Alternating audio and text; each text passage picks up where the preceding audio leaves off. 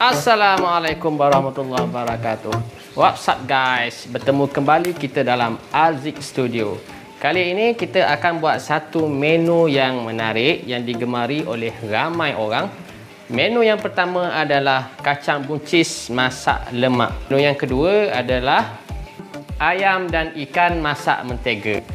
Okey, kita akan pergi kepada menu yang pertama terlebih dahulu kerana ia lebih mudah.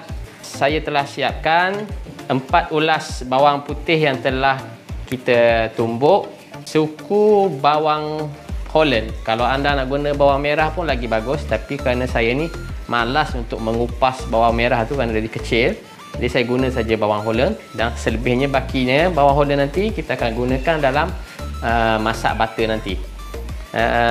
Di sini juga ada 1 biji lada merah yang telah saya hiris, 1 batang carrot, beberapa batang kacang buncis yang telah pun saya potong jejari, 1 cube belacan yang telah pun saya panggang di dalam air fryer, dan beberapa ekor sotong yang bersaiz kecil yang telah pun saya potong dalam bentuk gegelung. Okey, di samping itu ini adalah optional saja, cube ikan bilis. Kalau anda suka boleh masukkan, kalau tak suka boleh tumbuk ikan bilis masukkan dalam sayur lemak anda lah. Anda juga boleh gunakan udang baring ataupun udang kering. Samping itu saya akan kurangkan penggunaan santan. Saya akan tambah susu kambing kurma sebagai creamer bagi masak lemak kita lah. Pun begitu, kita akan gunakan juga sikit santan kerana masak lemak tak akan jadi lemak tanpa santan. Tapi jangan salahkan santan, santan tak salah. Yang salah adalah penggunaan kita ataupun cara kita makan. Okey, saya lupa di sini juga ada bawang Holland yang telah saya potong wedges ni, pun kita akan masukkan sebagai sayur-sayuran kita lah nanti dalam bersama dengan kacang buncis masak lemak ni. Okey, tanpa buang masa lagi, jom kita mulakan. Let's go. Okey, pertama kita masukkan bawang putih dan juga bawang Holland yang telah dicincang.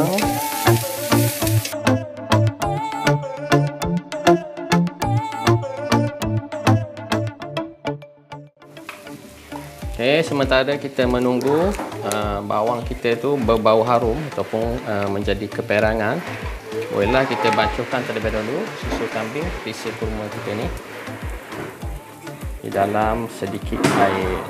Okey, bancuh. Kalau suka boleh masukkan sedikit sos ikan. Kalau nak pakai apa ni, sos tiram pun boleh. Masukkan susu kambing kita, bancuhan susu kambing kita.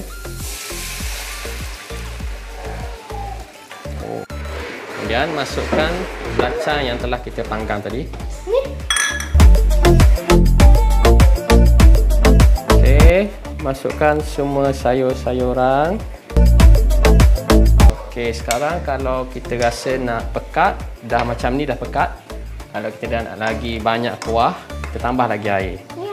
Oleh kerana anak-anak saya suka makan kuah lemak ni, jadi tambah sikit air. Okey. Okey, kita masukkan sedikit cube ayam ni. Kalau dah rasa cukup masin, tak perlu tambah lagi. Okay, nanti kita test rasa dia macam mana. Okey, dalam 5 hingga 6 minit dia agak mendidih macam tu, bolehlah kita masukkan sotong. Okey, sebab apa kita masukkan sotong akhir sekali ni ialah untuk mengelakkan sotong kita nanti kecut lah. Jadi sotong ni dia cepat masak sebab isi dia nipis je. Jadi letak akhir sekali. Kemudian kita masukkan sotong, bolehlah kita masukkan sedikit santan.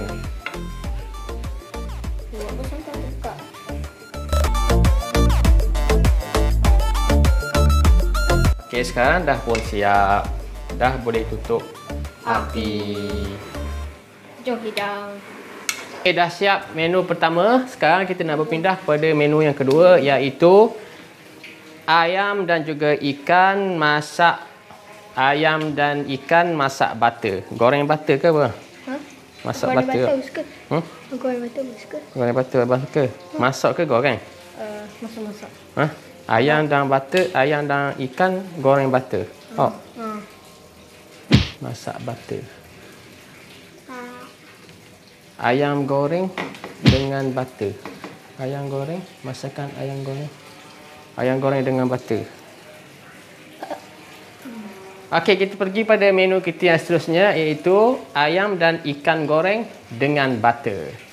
Jom kita tengok resipi, bahan-bahan dan cara membuatnya. Jom. 10 sudu tepung beras. Kita akan masukkan sedikit serbuk cili.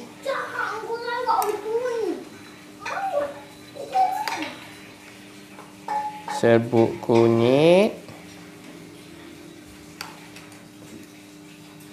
Sedikit serbuk kari Dan garam. dan sedikit garam.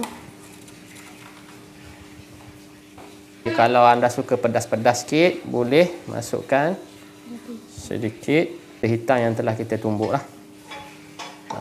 Kalau anda nak mudah, boleh gunakan tepung seberguna. Sama ada mana-mana jenama lah, Adabi ke ataupun Bestari ke. Yang ni saya buat sendirilah.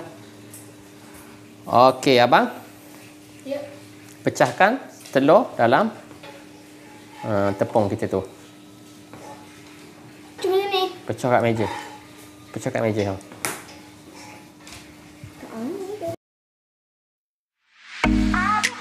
Tepuk tepung tu sehingga sekata. Kemudian kita masukkan sedikit kapur. Kapur makan. Okey, tujuan kapur ni adalah untuk menghasilkan tepung yang crunchy.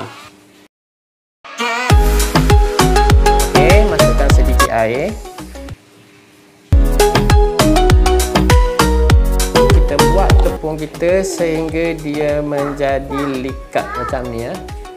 Tidak terlampau cair dan tidak terlampau pekat. Okey, kalau anda suka pedas, boleh tambahkan lagi serbuk lada hitam. Kalau anda suka lagi ada rasa kari, tambah lagi serbuk kari. Terpulang pada anda lah. Kemudian kita masukkan ayam dalam tepung kita.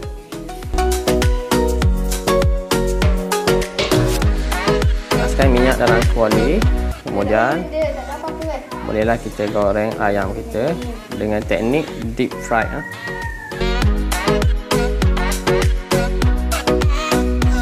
Okey, sementara menyiapkan ayam goreng dan juga ikan goreng kita tu, di sini kita nak tunjuk bahan-bahan yang perlu kita gunakan untuk menyiapkan sos butter untuk ikan dan juga ayam kita nanti telah.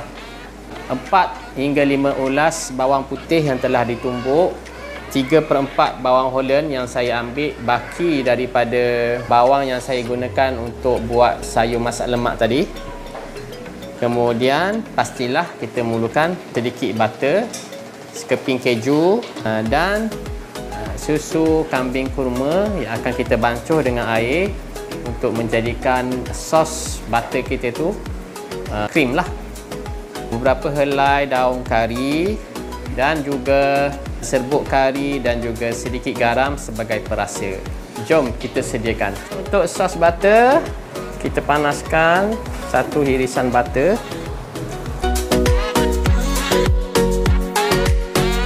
Kemudian masukkan bawang Holland dan juga bawang putih. Okey, untuk sos butter ni, dia lagi banyak bawang Holland, lagi sedap sebenarnya. Kita goreng bawang-bawang ni sehingga dia wangi. Sementara menunggu bawang-bawang kita tu wangi, bolehlah kita bancuh susu kambing kurma kita untuk dimasukkan ke dalam sos butternya. Saya tidak menggunakan susu kambing kotak kerana susu kambing kotak mengandungi laktosa. Laktosa tu sangat tidak baguslah untuk mereka yang mempunyai alahan terhadap laktosa ataupun perut yang sensitif, terutama mereka yang mengalami masalah ketidakhadaman ataupun gastrik. Jadi saya gantikan dengan susu kambing. Bila bawang-bawang kita sudah keperangan seperti itu, bolehlah kita masukkan susu kambing kurma. Kacau sehingga sekata. Kemudian masukkan sedikit serbuk kari. Masukkan 3 tangkai daun kari. Dan masukkan sekeping keju. Terpulang sepekat mana anda mahukan sos butter anda tu. Kalau anda ingin lagi pekat, boleh tambahkan dengan sedikit tepung jagung yang dibancuh dengan sedikit air. Ini saya dah masukkan tepung jagung tadi. Kemudian tambahkan dengan sedikit Italian herbs ataupun mixed herbs terpulang pada anda. Akhir sekali boleh tambahkan dengan sedikit garam sebagai perasa. Siap. Alhamdulillah, beginilah hasilnya kacang buncis masak lemak dan juga ayam dan ikan goreng dengan butter kita. Seandainya anda merasakan video ini bermanfaat kepada anda, sila like, share dan subscribe dan bunyikan butang loceng untuk mendapatkan notifikasi yang seterusnya dari kami. Sekian dahulu. Assalamualaikum.